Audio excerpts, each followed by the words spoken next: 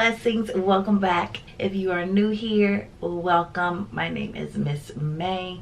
I am a first grade teacher here in Houston, Texas.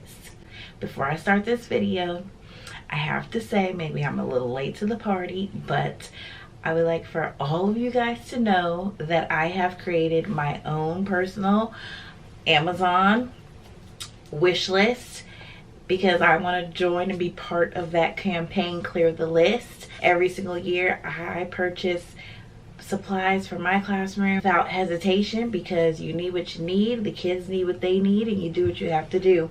But I think this is an awesome campaign. God bless those of you that are wanting to bless us educators. So there will be a link in the description box below of my list. You can also click the link in the bio in my Instagram as well to get to my list. And thank you so much, and God bless you. All right, back to why you came here. Okay, so my students begin school in 3 weeks. I'm going to see my new batch of precious babies, and it is very important that I have a game plan for my procedures. Procedures are very important to me in my classroom, and I'm assuming to most of you as well, because if you don't have procedures down, you're gonna have a hard year. So I've been getting a lot of questions through my Instagram and through my personal email about what procedures do I feel are important for the first week of school. So I created my list for y'all, okay? So these are all the procedures, but these are the ones that I feel like are very important for the first week of school. Because mine is the first day, because the first day is kind of like a wash. It's like, I don't know, to me the first day of school always goes like that. But you may get to some of these on the first day, you may not, but definitely for the week. So my first procedure that I would teach would be how you want your students to enter into your classroom. That's important. How do you want them to enter your room every single day for the remainder of the school year? You need to have that in place. What does it look like? What does it sound like? You need to model.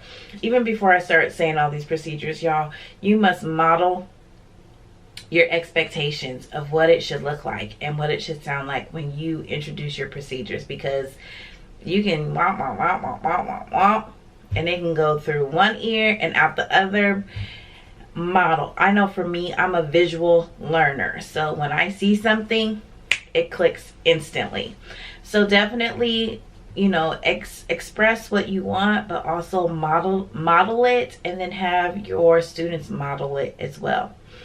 So okay, so how you want your kids to enter into the classroom, that's a procedure I would teach the first week of school.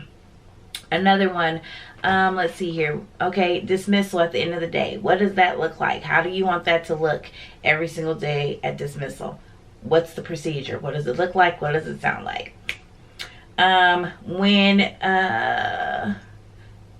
Okay, so for example, let's say you have your students working and they're working at their seat and they finish but the other kids aren't finished yet. What's your procedure for that child? What are they supposed to do? What are their expectations? I know for me, my kids, when they're done, they look at the I'm finished now what board. That's what they do for me, and that works wonderful. I have a video on that, by the way, too. So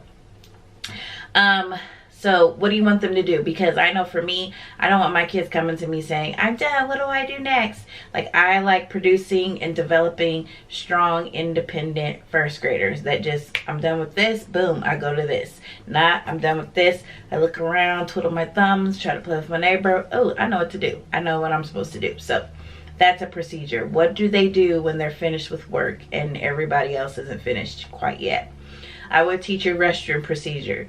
I have a video on that as well about how my kids use the restroom situation. And that's very important.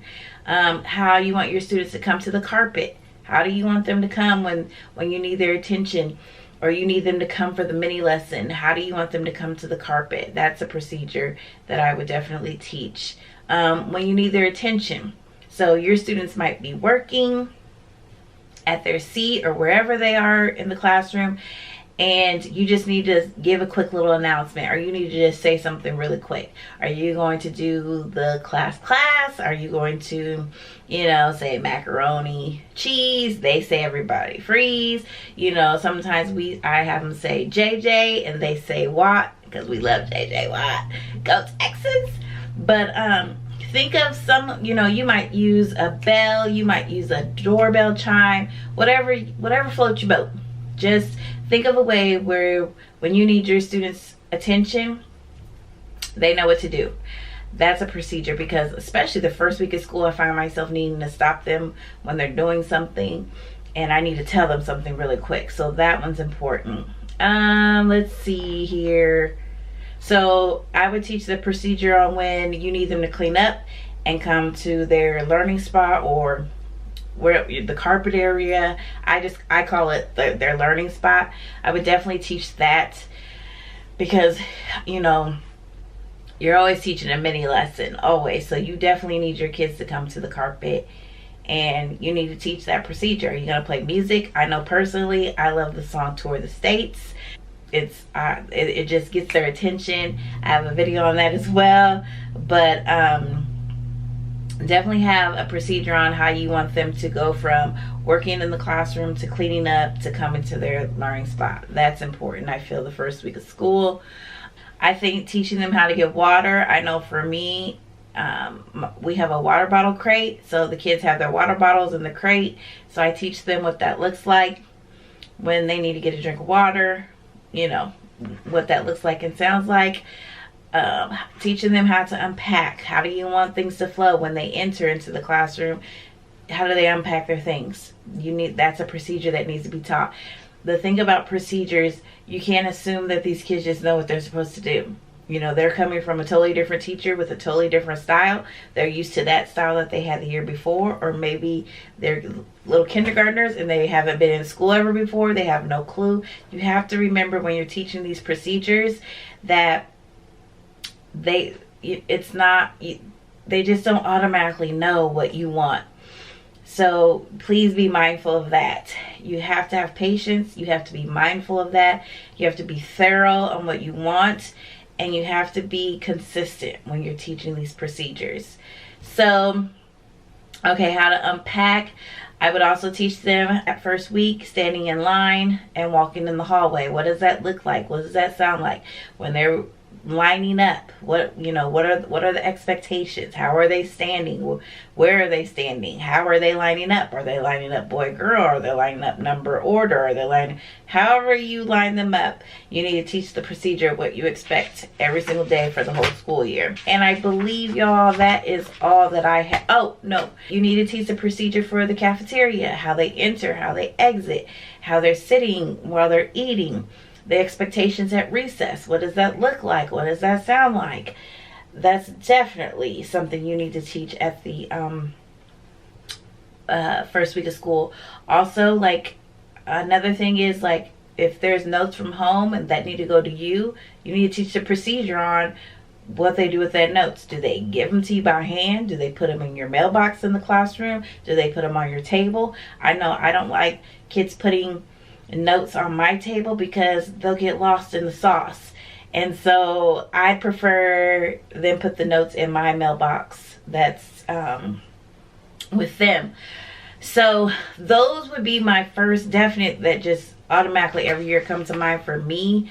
When it comes to procedures, I'm trying to think, is there anything else that I really liked? Oh, pencils. Okay, so if they have a broken pencil, what do they do with the broken pencil? That is definitely one I teach them. If they lose a crayon and they need a new crayon, I teach them that procedure. What to do. You know, I try to teach those independent, true independent kind of procedures too, that first week of school.